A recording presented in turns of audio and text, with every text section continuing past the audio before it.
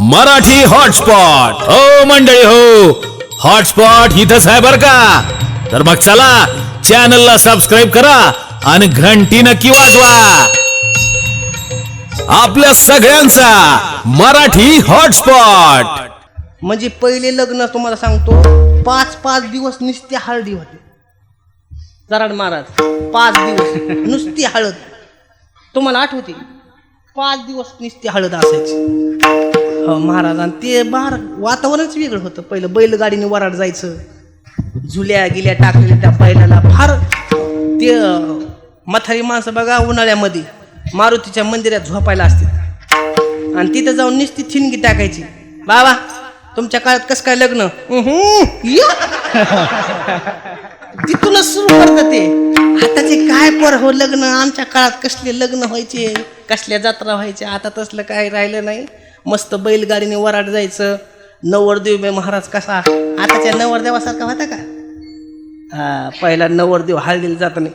जिंकून फड आला माझा ग पहिलवान, सोन्याचं कड हाती फेटा बांधून छान. जिंकून फड आला माझा ग पहिलवान. छाती त्याचं शरीर सौष्ठव्य असं बांध असायचं, त्याचा असा पिळदार शरीर त्याचं.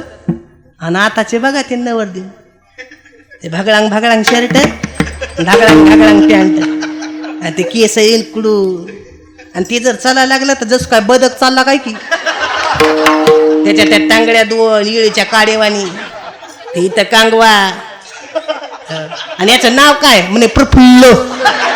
याच ह्याला पाहिलं की मळमळ व्हायला लागलंय. विठ्ठला विठ्ठला.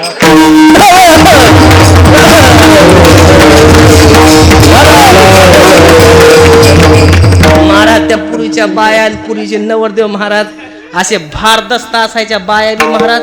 हो 2 रुपयाच्या ठोकड्यासारखं कुंकू असायचं कपाळाला बायाच्या. आणि चोळी असायचे इथपर्यंत. अशा रगदार बाया महाराज, ताकदवान. हो 10 वारी लुगडी असायची. आणि तसल्या बाया महाराज ते नवरदेव हळदीला आले. आणि पुरी ब्यांजो फिंजो काय नव्हतं बरं का. हे आता निघलंय 20-25 वर्षाच्या आत. पहिलं 3च वाद्य होती. ते एक काळी पुंगाणीची आणि ते इतकी तडाम तडाम तडाम तडाम. हे 3च वाद्य होते बघा. आणि किती मंगल वाद्य होते महाराज. ती सनई वाद्य की किती मंगल वाद्य असायचं.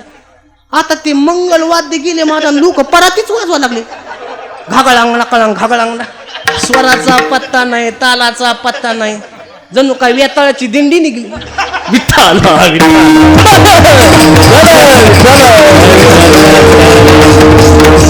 असला कार्यक्रम महाराज ते लग्नाचा. असं मंगलवाद्य असायचं. आणि ते नवरदेव आले की मग ह्या बाया जमा व्हायच्या. आणि त्या काय बायाची महाराज चर्चा ऐकायला पाहिजे मस्त तितक्या कालम्यात. अन्नपूर्णा सरस्वती आली का? ते उभा राहणं ते बोलणं बोलता बोलता मधूनच असा थुका गिळायचा. त्याला मराठ मोळा म्हणते. तुमच्याकडे आहे का? त्याला मराठी मोळा. ते बोलणं अन्नपूर्णा सरस्वती आली का? हो. ते नाकण डोळ्याचे ते त्याचं वेगळंच असतं वातावरण. आणि मग आले ना. वरल्या वाड्यातले आला का? हो. खालच्या वाड्यातले सगळे आल्या म्हणा पटकन. आणि वाजवारे हे हळद लावते गाणे असायचे बरं का. आणि त्या तशा बोलायच्या. मग आल्या का सगळ्या? आता आल्या माय म्हणा पटकन. मन मंडू मन माय. तांबडीच्या हिरवीच्या मधली धरा स्वर. स्वराचाच मेळ नाही. आणि मग म्हणायचं म्हणा वाजवा. वाजंत्री वाजतीत वाजंत्री वाजतीत वाजू द्या ग घणा घणा नवरा निजला उताना नवरा निजला उताना. मंडू तू मन माय जरशी वाजवा रे. मारुती जगमंदिरात मारुती जगमंदिरात शेवंतीला झाली रात्र. हे ग नवऱ्याला चावलं कुत्र नवऱ्याला चावलं कुठलं. मंडू तू मन माय जर शिक. मेरे अंगणे. आता हे कशाला ग महाराज गाणं म्हण ना. पाच पानाचा गविडा, पाच पानाचा गविडा, हात घातली खसखस मुलगा, मिळाला धसकट मुलगा, मिळाला धसकट. वाजवा विठ्ठला.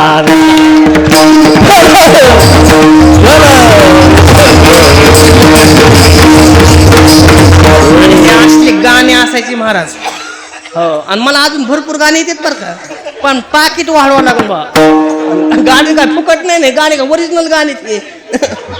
आणि मग महाराज ते गाणे गिने झाले की मग ते लग्न कार्याच्या टायमाला मग ते ब्राह्मण मंडळी सिस्टीम वगैरे लावलेली. आणि ते पहिले ब्राह्मण महाराज सुंदर शास्त्राला अनुसरून मंगलाष्टिका असते. गंगा सिंधू सरस्वती च यमुना, सुंदर मंगल. आता काही बी जोडायला लागले, त्याला काही मिळत नाही राहिला. माहेरी मायामदार बाप खासदार मुलगा घोटकेदार जावई दारुदा, या असली मंगलाष्टिका. आणि ते लग्न गिग्न झाले की महाराज मग लगेच मुलगी वाट लावायच्या टायमाचा वेगळाच कुटाणा असायचा. पण ज्यावेळेस हे वराड यायचं ना, मग ते वराड आल्याच्या नंतर इकडे माणसं त्या वराडाला भेटायला वाजीत गाजीत जायची पाणी घेऊन, आणि तिकडे वराड आणि इकडे माणसं भेटायला जायचे ना. मग ते भेटायला जायचा जो प्रसंग आहे का, माझा मुद्दा तिथे. मग भेटायला जात होते ना तिथं, मग त्या टायमाला भेट घेत होते ना. मग माझा प्रश्न तिथं आहे की भेटीत मिठी का मिठीत भेट? भेटीत मिठी नाही येत, मिठीत भेट येते. हे लय अवघड काम आहे. भेट तिला शब्द वेगळा आहे आणि मिठीला शब्द वेगळा आहे. भेट झाली की मिठी होईल असं सांगता येत नाही, पण मिठी झाली की भेट झाली हे सिद्ध होतं. म्हणून शास्त्रामध्ये भेटीला योग म्हणतात आणि मिठीला क्षम म्हणतात. आणि योगापेक्षा क्षमाला जास्ती महत्व आहे, म्हणून क्षम व्हायला पाहिजे. भेट होण्याला महत्व नाही, क्षम होण्याला महत्व. म्हणजे समजा भेट झाली पण दोघाला गडबड, दोघाला गाड्या लागल्या जायची गडबड आहे, पण त्याचं बोलणं नाही झालं. हा योग आला पण क्षम नाही झाला. आणि योगापेक्षा क्षमाला जास्ती महत्व असतं. म्हणून तुकाराम महाराज म्हणतात माझ्या जीवनात दोन्ही पण घडले. माझ्या जीवनामध्ये संत भेटीचा बी योग आला आणि संत मिठीचा बी योग आला. म्हणजे नुसते मला संत भेटले नाही मग जीवनभर टिकले, तसं नुसतं भेटीला महत्व नाही, टिकण्याला महत्व आहे. माळ घालणं महत्वाची नाही, ती टिकणं महत्वाची. लग्न करणं महत्वाचं नाही, ती जीवनभर टिकणं हे महत्वाचं आहे. तिचं नांदणं महत्वाचं आहे. सप्ताह होणं महत्वाचं नाही, तर सप्त्यामध्ये परिवर्तन होणं महत्वाचं आहे. बदल झाला पाहिजे, चेंज झालं पाहिजे. मग तुकाराम महाराज म्हणतात माझ्या जीवनात दोन्ही झालं, म्हणून मी धन्यता देतो. आणि तुकाराम महाराजांनी असं म्हणल्यावर एक जणांनी विचारलं, महाराज एवढी श्रेष्ठ धन्यता तुम्ही त्यांच्या भेटीला देता, त्यांची भेट झाल्यामुळे असं नेमकं काय घडलं? संदेहाच्या सुटल्या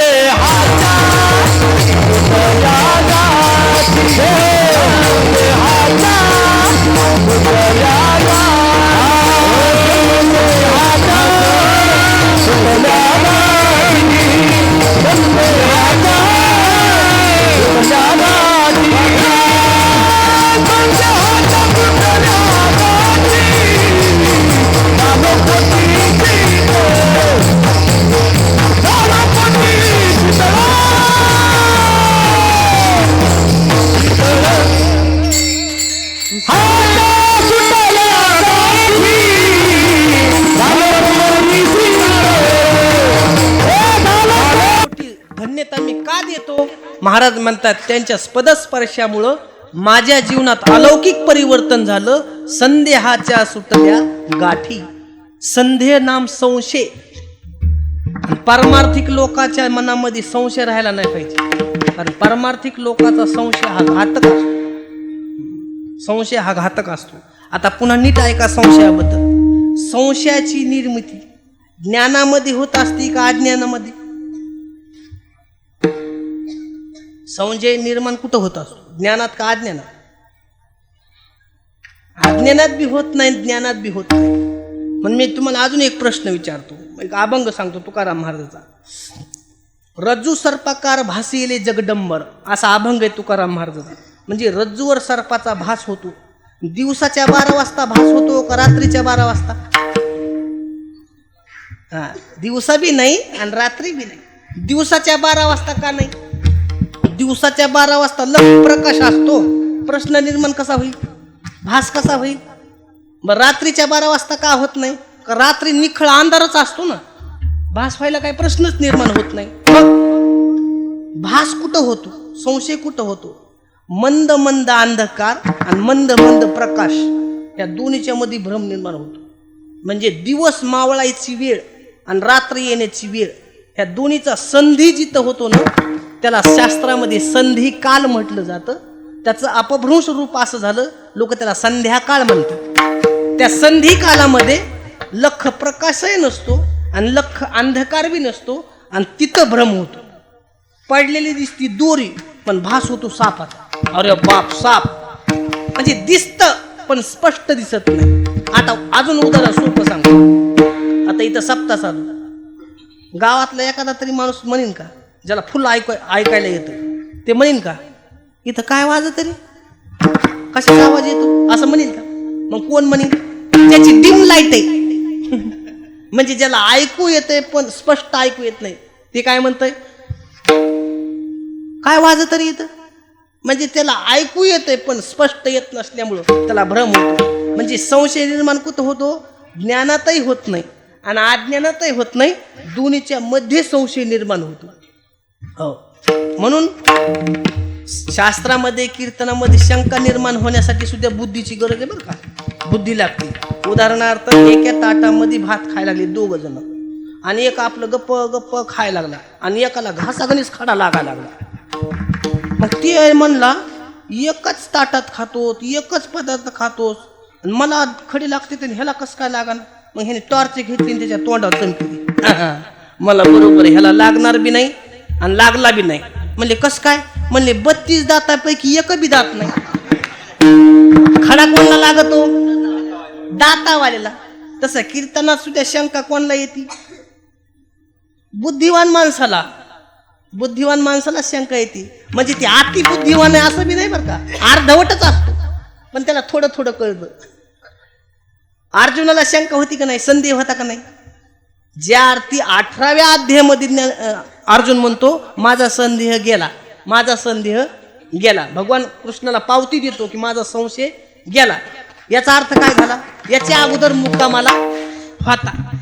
मग अर्जुनाला शंका होत्या, संशय होते का नाही? ज्याने गीताचा अभ्यास केला, गीता वाचली, त्याच्या लक्षात येईल अर्जुनाला खूप मोठे संशय होते. मग अर्जुन काय बुद्धिमान होता का? ज्ञानी होता का? नाही ना. आणि तो जर ज्ञानी असता तर त्याला गीता सांगायची काय गरज होती? तो ज्ञानी होता पण पूर्ण ज्ञानी नव्हता, आणि तो अज्ञानी नव्हता पूर्ण. दोन्हीच्या मधली अवस्था होती, म्हणून त्याला गीता सांगावं लागली. म्हणून मी तुम्हाला अजून एक पॉईंट सांगतो. गीता हे शास्त्र ज्ञानासाठी नाही आणि अज्ञानासाठी नाही, दोन्हीच्या मधली जे ती अवस्था आहे ना, त्याच्यासाठी गीता आहे. हो, मधली अवस्था, आणि तिथं संशय निर्माण होतो. मग तुकाराम महाराज म्हणतात आमच्यात कुठला संशय नाही राहिला, संशयच नाही राहिला. आणि संशय महाराज आता संशयाची पुन्हा 2 प्रकार आहेत. एक निश्चयात्मक संशय आणि एक संशयात्मक संशय, असे संशयाची पुन्हा 2 प्रकार आहेत. आणि हे दोन्ही वाईट आहेत. दोन्ही कसे वाईट आहेत? उदाहरण देतो, प्रत्येक गोष्टीला उदाहरण. एक माणूस उन्हाळ्यामध्ये अनवाणी पायाने चालला शेतामध्ये, दुपारचा टाईम, आणि पायात काटा घुसला. आणि काटा म्हणजे ती साध्या बाबळीचा नव्हता, येड्या बाबळीचा होता. आणि येड्या बाबळीचा काटा आरपार घुसला. हो महाराज किती ताकदवान माणूस असू द्या, येड्या बाबळीचा काटा घुसल्यावर खालीच बसतो माणूस. आणि खाली बसला, घाम घुम झाला आणि काटा काढला. आणि काढ्याच्या नंतर गार थंड गार सावलीमध्ये बसला. आणि ते ज्या काट्याने काटा काढला ते काटा एका हातात धरला, आणि जे पायात मोडेला काटा होता ते एका हातात धरला. मला हे काटा किती खराब आहे, चांगला नाही काटा, हे मला हे दुःख दिलं म्हणून असं फेकून दिला. आणि हे किती काटा सुंदर आहे, यांनी माझा पायातला काटा काढा, माझी आग शांत झाली, माझं समाधान झालं, सुंदर काटा आहे म्हणून बनिलेच्या खिशात ठेवला. आणि तसाच झोपला, आणि जसा झोपला तसा ढिरीत घुसला. मग पायात मोडलेला चांगला का हातात घेतलेला चांगला? अहो दोन्ही वाईटच. इतके कीर्तन ऐकले तरी चालव नाही गेले तुम्ही, दोन्ही वाईटच. म्हणून संशयात्मक संशय बी वाईटच आणि निश्चयात्मक संशय बी वाईट. तुकाराम आणि तुम्हाला सांगतो, संशयासारखं पापच दुसरं नाही. ज्ञानेश्वर महाराज म्हणतात, संशयाहुनी थोर अनेक नाही पाप घोर. ज्या माणसाला संशय असतो ते माणूस पापी असतो, असं ज्ञानेश्वर महाराजांचं म्हणणं. संशय अहो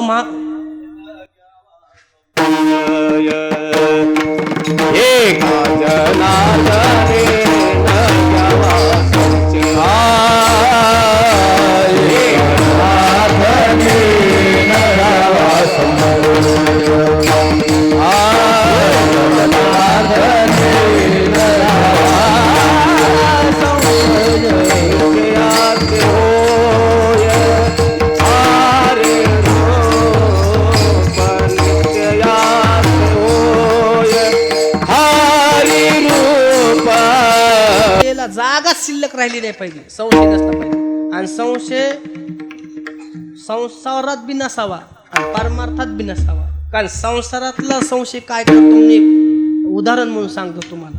आपण खेड्यातली माणसं आहे आणि खेड्यातल्या लोकांना पटकन लक्षात येतं. आपल्या खेड्याला एक पांदण असते बघा, पांदण शेतामध्ये जाण्यासाठी. आणि शेतातून संध्याकाळी एक माणूस घरी यायला लागला त्या पांदीतून, आणि पांदीत त्याचा संध्याकाळी पाय भरला. आता पांदीत पाय भरल्यावर शंका घ्यायची काही गरज आहे का? तिथं ह्याला संशय आला, पाय भरला पण कशाने भरला असं काय गरज आहे का? भरलाय ना, पुसून टाक नाही तर धुवून टाक, पण पुन्हा शंका कशानेच भरला असं. मग त्यांनी काय केलं, परीक्षा पाहावं म्हणून त्यांनी काय केलं, असं हो, आणि असं नाका पुढे धरलं, आणि त्याला घाण वास आल्याबरोबर भिंत होती, आणि भिंतीला असं असं बोट लावलं, आणि तिथं विचू बसलेला होता. त्याने मारला दणका. आगा आगा, हे हसू नका, हे कशामुळं घडलं? संशयामुळं. म्हणजे संशय संसारात जर निर्माण झाला तर नरक खावा लागतो, तर परमार्थात तर अति भयानक. परमार्थातल्या माणसाला संशय नाही आला पाहिजे. म्हणून तुकाराम महाराज मध्ये तर आम्हाला कुठला संशय, निश्चयात्मक बी संशय राहिला नाही आणि संशयात्मक बी संशय राहिला नाही. आमचं जीवन कसं झालं, एकदम शांत झालं. संशयाच्या गाठी फोडून टाकल्या, संदेहाच्या सुटल्या गाठी, झालो पोटी शीतळ. पोटामध्ये समाधान प्राप्त झालं. शीतलता म्हणजे समाधान प्राप्त झालं, गाठी सुटून गेल्या. एवढंच नाही, अजून त्याच्या स्पर्शाने काय झालं, तिसऱ्या चरणामध्ये भव सिंधूचा झाला तारा. असं भव सिंधूचा झाला तारा. भव सिंधूचा झाला तारा.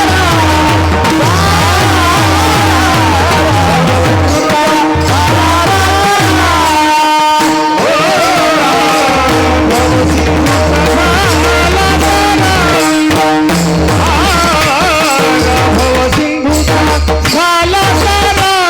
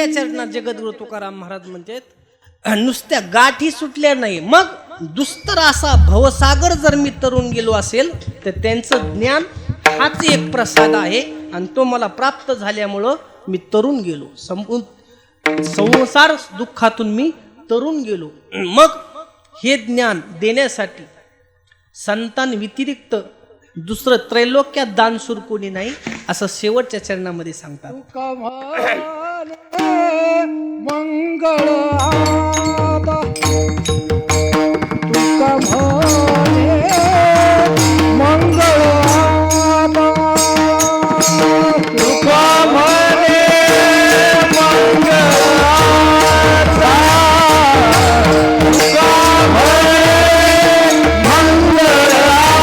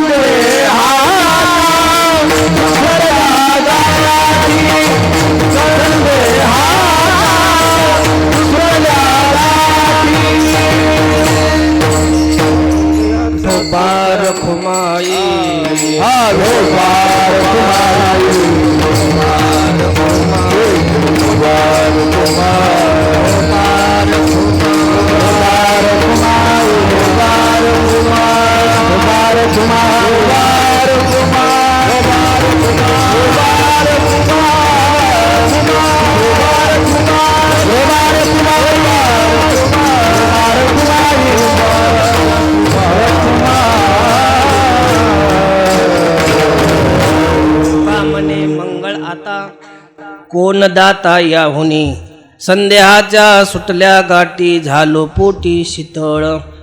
यथामथी यथावकाश धावत्या वेगामध्ये अभंगाचा सरळ सरळ भावार्थ झालेला आहे, पण या अभंगाचा अर्थ असाच आहे असा माझा दावा नाही, असा अहंकार नाही किंवा आत्मप्रौढी नाही. भगवान परमात्म्याच्या कृपा आशीर्वादाने, साधू संतांच्या आशीर्वादाने मला भगवंताने जशी बुद्धी दिली तसं मी बोलण्याचा प्रयत्न केलेला आहे. झालेली सेवा भगवान परमात्म्याच्या चरणी, तुम्हा सर्व गुणजन मंडळीच्या चरणी, श्रोतृ वर्ग मंडळीच्या चरणी समर्पित करून याच ठिकाणी सेवेला पूर्णविराम द्यायचा आहे.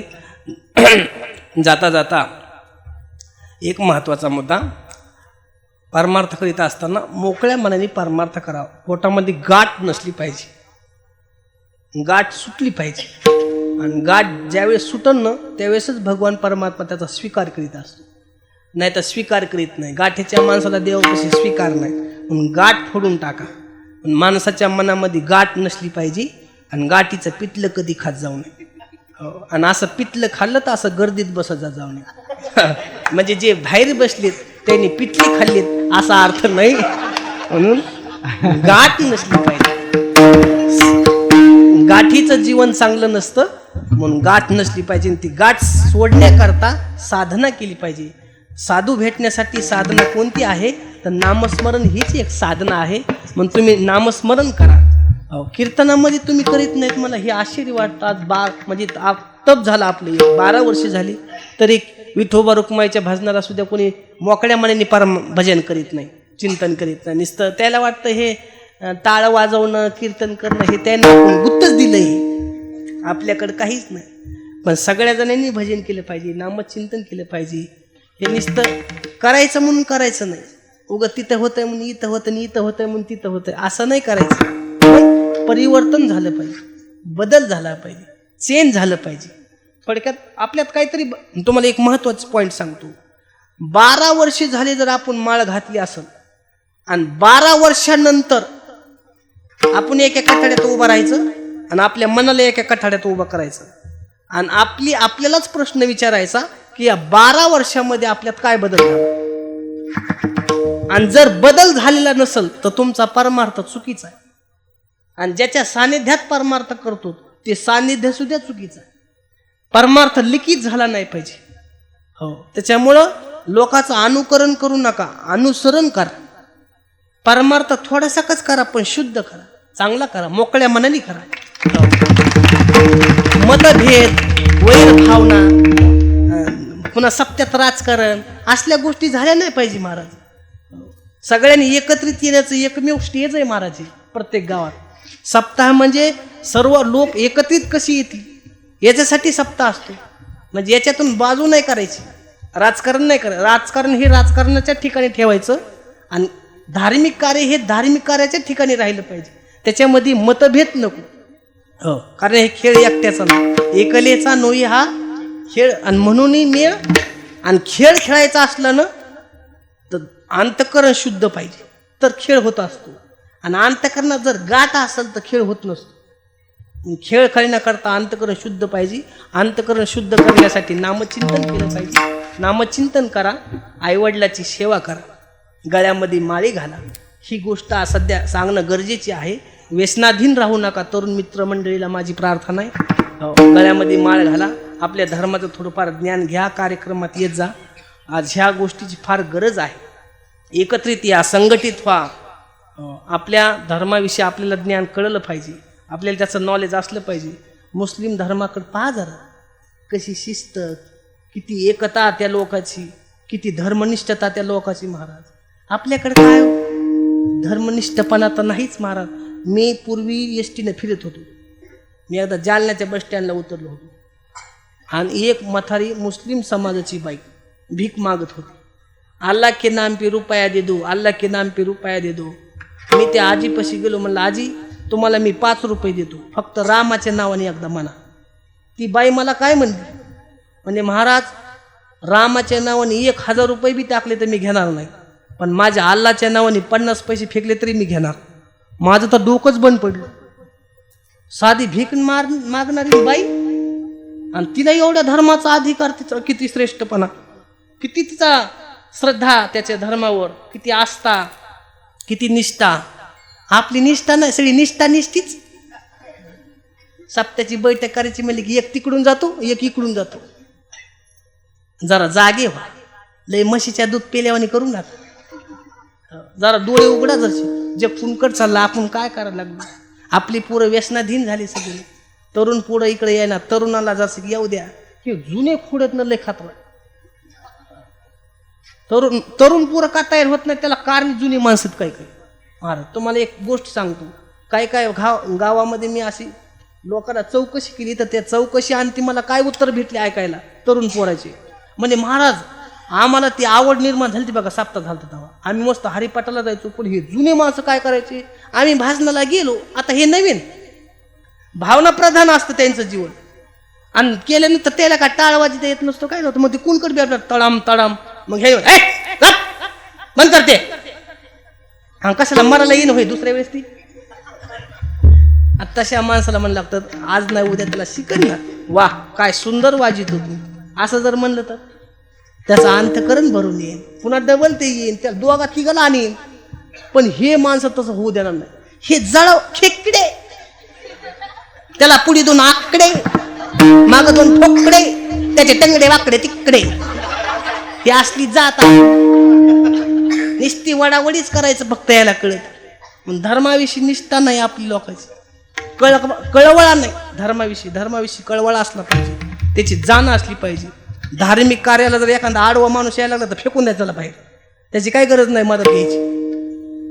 सप्त्यामध्ये 2-3 माणसं आडवी येत असले तरी 2-3 माणसासारखी सप्ताह बंद पाडायचा नसतो, त्याला लगेच बाजूला काढायचं. सप्त्यामध्ये सगळे एकत्रित व्हावं लागते, शुद्ध अंतःकरणाने कार्यक्रम करायचा. आईवडिलाची सेवा करा. आमचे भगवान बाबा म्हणायचे, आई बापाची सेवा करा भजा पंढरीच्या पांडुरंगाला, गळ्यामध्ये माळी घालून जागा मानवाच्या धर्माला. गोड सांगायचं. धर्म जपा, आई वडिलाची सेवा करा, नामचिंतन करा, कुठंच जायची गरज नाही. म्हणून एकदा माऊलीचं भजन करा. ज्ञानेश्वर